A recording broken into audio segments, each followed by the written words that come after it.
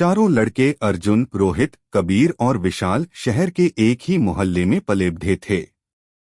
बचपन में साथ पतंग उड़ाना, गली में क्रिकेट खेलना और स्कूल बंक मारकर रेलवे स्टेशन घूमना, ये सब उनकी जिंदगी का हिस्सा था। कॉलेज आने के बाद भी उनकी दोस्ती उतनी ही मजबूत थी। हर हफ्ते वे एक नया प्लान बनाते, कभी मूवी, कभी रोड ट्रिप, कभी किसी नए रेस्टोरेंट में खाना। लेकिन इस बार कुछ अलग करना था। एक शुक्रवार की शाम वे अपने कॉलेज के पीछे बने पुराने पार्क में बैठे थे। सूरज ढलने के बाद आसमान में हल्की बैंगनी परत थी और पेड़ों के बीच से आती ठंडी हवा माहौल को रहस्यमय बना रही थी। चाय के कप हाथ में लिए अर्जुन ने कहा, यार, हर बार वही मॉल, वही मूवी।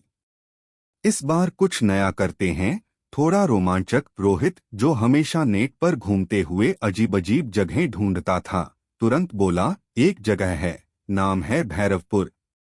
सुना है वहां एक पुरानी हवेली है और उसके पास एक कुआं जो श्रापित माना जाता है। कहानी के मुताबिक वो कुआं करीब 100 साल पुराना है।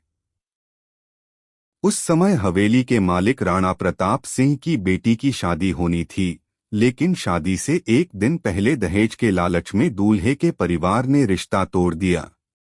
अपमान और सदमे में राणा की बेटी ने कुएं में कूदकर जान दे दी।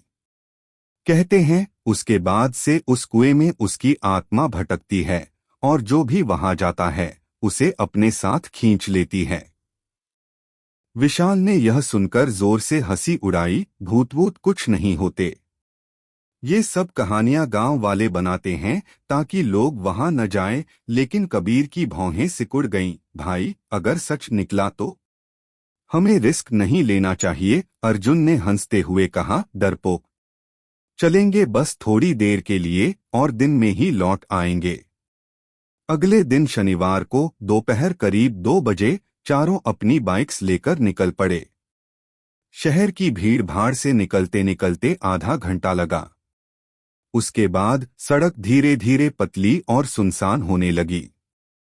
दाएं बाएं खेत और उनके किनारे झुके हुए पेड़, जिनकी डालियों पर कौवे बैठे थे। बीच बीच में किसी सड़ी हुई चीज की बदबू हवा के साथ आती और फिर गायब हो जाती। जैसे जैसे वे आगे बढ़ते, आसमान पर हल्के बादल छा गए, जबकि मौसम की रिपोर्ट में बारिश का कोई जिक्र नहीं था। कबीर ने धीमे स्वर में कहा, मौसम अचानक क्यों बदल रहा है? लेकिन किसी ने जवाब नहीं दिया। करीब 2 घंटे बाद वे भैरवपुर पहुंचे। गांव सुनसान सा था। टूटे हुए मकान, बंद खिड़कियां और कहीं कहीं दीवारों पर उगी काई। रास्ते पर बैठे बूढ़े उन्हें घूर रहे थे, जैसे कोई अशुभ घटना होने वाली हो। तभी एक सफेद धोती में लिपटा, झुर्रियों से भरा चेहरा वाला बुजुर्ग पास आया। उसकी आंखों में डर और गंभीरता थी। उसने धीमी आवाज में कहा, बेटा, सूरज ढलने से पहले गांव छोड़ देना। हवेली के पास मत जाना। वहां जो है वो इंसान नहीं है। विशाल ने उसकी बात को मजाक में टाल दिया और चारों हवेली की तरफ बढ़ गए। हवेली गांव के किनारे एक पहाड़ी के नीचे थी। रास्ता उबड़-खाबड़ और पेड़ों से घिरा था। हवेली का गेट आधा टूटा हुआ था, जिस पर लोहे का काम जंग खाकर भूरा हो चुका था। गेट के ऊपर एक नामपट लटक रहा था, राणा हवेली, जिसके कुछ अक्षर मिट चुके थे। अंदर कदम रखते ही एक ठंडी हवा ने उन्हें घेर लिया। बदबू इतनी तेज थी कि सांस लेना मुश्किल हो गया। हवेली के बीचों बीच एक आंगन था और उसके एक कोने में वो पुराना कुआं, मानो सदियों से किसी का इंतजार कर रहा हो। कुएं के ऊपर जंग लगा ढक्कन पड़ा था, जिस पर टूटी चेन लटक रही थी। रोहित ने मस्ती में ढक्कन को धक्का दिया। ढक्कन चर्र की आवाज के साथ खुल गया और अंदर से ठंडी, नमी भरी हवा निकली। चारों ने झांका, लेकिन अंधेरा इतना गहरा था कि मोबाइल की टॉर्च भी नीचे तक नहीं पहुंची। अर्जुन ने पत्थर गिराया, लेकिन आवाज नहीं आई। अचानक हवेली की ऊपरी मंजिल से धप्प धप्प धप पर कदमों की आवाज आई।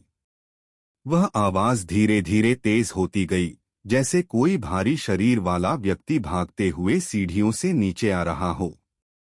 चारों ने एक दूसरे को देखा, उनके चेहरों पर अब मजाक की जगह डर था। सीढ़ियों के मोड़ पर अंधेरे में एक परछाई दिखी, लंबी, दुबली, असामान्य रूप से मुड़ी हुई। उसकी चाल टूटी फूटी थी, जैसे हड्डियां गलत जगह जुड़ी हों।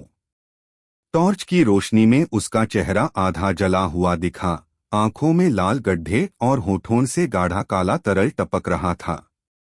कबीर ने चीख मारी, भागो! वे गेट की तरफ दौड़े, लेकिन गेट अपने आप बंद हो चुका था। लोहे का दरवाजा इतना भारी था कि चारों की ताकत भी बेअसर रही। पीछे से वह परछाई धीरे धीरे आगे बढ़ रही थी। तभी कुएं से एक कराह उठी, जैसे सैकड़ों गले एक साथ रो रहे हों। हवा का झोंका इतना तेज हुआ कि पेड़ हिलने लगे और चारों की टॉर्च बुझ गई। अंधेरे में सिर्फ लाल आंखें चमक रही थीं। फिर कुएं से काले धुएं का गुबार उठा और उसमें कई चेहरे बने, कुछ गुस्से से, कुछ दर्द में, और सभी की आंखें उन्हें घूर रही थीं। एक महिला की आवाज आई, यहां रह जाओ, हमेशा के लिए। विशाल ने पूरी ताकत से गेट पर लात मारी और अचानक गेट खुल गया। चारों भागकर बाइक्स पर चढ़े और पागलों की तरह दौड़ पड़े। लेकिन जब गांव खत्म होने लगा, अर्जुन ने रियरव्यू मिरर में देखा, हवेली की सबसे ऊपरी खिड़की पर वही परछाई खड़ी थी और उसके पीछे काले धुएं से बनी 4 आकृतियां थीं, बिल्कुल उनकी ही तरह। उस रात से उनके जीवन बदल गए। कबीर कुछ हफ्तों में पागल हो गया, विशाल को सपनों में वही लाल आंखें दिखतीं, और रोहित एक दिन बिना बताए गायब हो गया। अर्जुन आज भी कहता है, हम लौट तो आए, लेकिन शायद हमारी आत्माएं वहीं रह गईं।